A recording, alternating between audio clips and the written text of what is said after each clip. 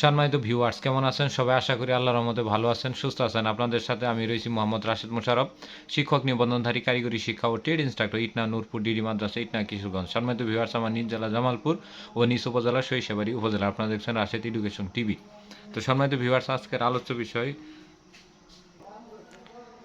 আলোচ্য বিষয় architecture drafting with cat ট্রেডে কোন বিষয়ে ডিপ্লোমা পাসধারীরা বেসরকারি শিক্ষক নিবন্ধন পরীক্ষায় অংশগ্রহণ করতে পারবে। সম্মানিত ভিউয়ার্স, আপনারা সবাই জানেন যে আর্কিটেকচার ড্রাফটিং উইথ ক্যাট একটি ট্রেড ইনস্ট্রাক্টর পদ, যেটা এসএসসি ভোকেশনাল নবম ও দশম শ্রেণীর জন্য প্রযোজ্য।